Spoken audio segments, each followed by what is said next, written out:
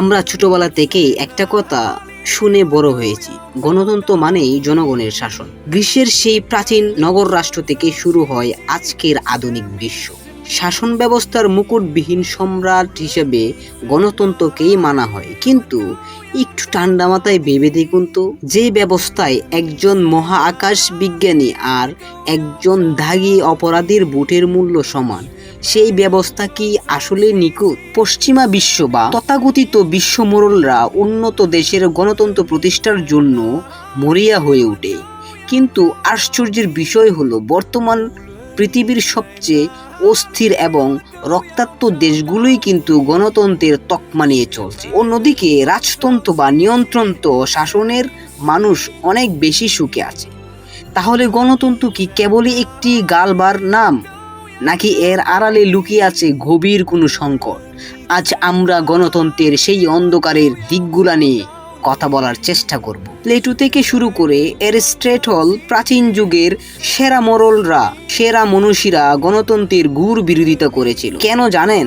কারণ গণতন্ত্রে কোয়ালিটি বা গুণের চেয়েও কোয়ান্টিটি বা সংখ্যাকে বেশি গুরুত্ব দেওয়া হয়। সমাজবিজ্ঞানী লেখি খুব অপেক্ষা করে বলেছিল, গণতন্ত্র আসলেই সবচেয়ে অজ্ঞ এবং অযোগ্য মানুষের শাসন। ভাবুন তো, একটি জটিল অস্ত্রোপচার কে করবে? তা যদি হাসপাতালের সাধারণ রোগীদের ভোটে ঠিক করা হয়, তবে কি সেই রোগী বাঁচবে? রাষ্ট্র ঠিক তেমন, কিন্তু এখানে আবেগ প্রবল আর হুজুগে জনতার প্রায় চতুর ও দ্রুত নেতাদের কথাই ভুল মানুষকে ক্ষমতায় বসায়। ফলাফল বিশৃঙ্খলা আর অপশাসন। প্লেটো ঠিকই বলেছিল, অযোগ্যদের এই শাসন শেষ পর্যন্ত স্বৈরাচারকে আমন্ত্রণ জানায়। আমরা ভাবি গণতন্ত্র মানে সবার অধিকার, কিন্তু বাস্তবে এটি হলো সংখ্যার খেলা।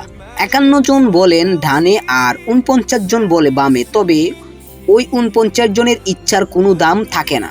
একেই বলা হয় সংখ্যাগরিষ্ঠ স্বৈরাচার। গণতন্ত্রে দলীয় শাসন এতই প্রকট যে রাষ্ট্র তখন সাধারণ মানুষের থাকে না, হয়ে যায় নির্দিষ্ট একটি দলের। বাংলাদেশের প্রেক্ষাপটে আমরা বারবার দেখেছি, ক্ষমতায় আসা দলটি কেবল তাদের অনুসারীদের আখের গুছাতেই ব্যস্ত থাকে, জাতীয় স্বার্থের চেয়েও দলীয় স্বার্থে বড় হয়ে দাঁড়ায়। নির্বাচনের আগে জনগণের টাকায় ভোট কেনা আর প্রতিপক্ষের দমনের যে রাজনীতি আমরা দেখি, তা কি আসলেই গণতন্ত্র, নাকি গণতন্ত্রের নামে গোষ্ঠী শাসন? গণতন্ত্রের সিদ্ধান্ত নেওয়া হয় আলোচনার মধ্যে, শুনতে ভালো লাগলেও জরুরি মুহূর্তে এটি এক বিশাল বোঝা হয়ে দাঁড়ায়। কেননা প্রকৃতির দুর্যোগ বা যুদ্ধের সময় যখন দ্রুত সিদ্ধান্ত প্রয়োজন, তখন গণতন্ত্রের দীর্ঘসূত্রতা দেশের জন্য কাল হয়ে দাঁড়ায়। আবার বহুদলীয় ব্যবস্থা যখন কোনো দলেই একক সংখ্যাগরিষ্ঠতা পায় না, তখন শুরু হয় ক্ষমতার ভাগাভাগি আর জোট গঠন। পাকিস্তান বা বিভিন্ন দেশের দিকে তাকালে দেখা যায় যে আজ এক সরকার তো কাল অন্য সরকার। এই অস্থির স্থিতিশীলতা দীর্ঘমেয়াদী উন্নয়ন থমকে দাঁড়ায়, ফলে উন্নয়ন কেবল কাগজ কলমেই সীমাবদ্ধ থাকে।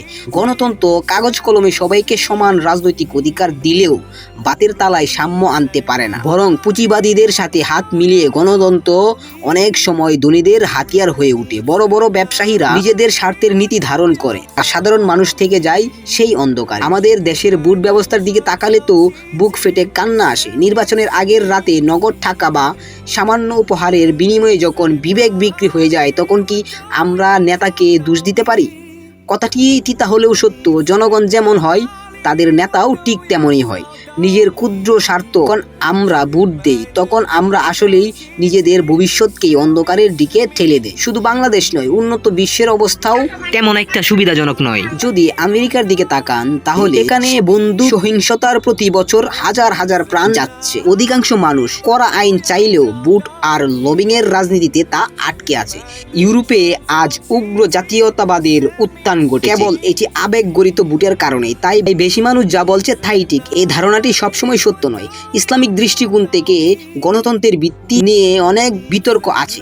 মুসলমান হিসাবে এই শাসন ব্যবস্থা আমাদের ভূমিকা কি হওয়া উচিত, তা নিয়ে স্কলারদের ভিন্ন ভিন্ন মত রয়েছে। গণতন্ত্র কি তবে পুরোপুরি ব্যর্থ? হয়তো না, কিন্তু এটি যে ত্রুটিমুক্ত নয় তা আজ বিদালুকের মতোই স্পষ্ট। যতক্ষণ পর্যন্ত যোগ্যতার চেয়েও সংখ্যাকে বড় করে দেখা হবে, ততক্ষণ গণতন্ত্র কেবল গুটি কতজন মানুষ শোষণের হাতিয়ার হিসেবেই থেকে যাবে। আপনি কি মনে করেন, গণতন্ত্র কি আসলে আধুনিক পৃথিবীর জন্য সেরা সমাধান, নাকি আমাদের নতুন কোনো ব্যবস্থার কথা ভাবতে হবে? কমেন্টে আপনার মতামত জানান। আর হ্যাঁ, গণতন্ত্রের ব্যবস্থা একজন মুসলমানের ভোট দেওয়ার বিধান নিয়ে বিস্তারিত জানতে চাইলে আজাইরা জুনায়েদ এর এই ভিডিওটি দেখে নিতে পারেন। আজ এই পর্যন্তই, দেখা হবে পরের পর্বই। ভালো থাকুন, সুস্থ থাকুন।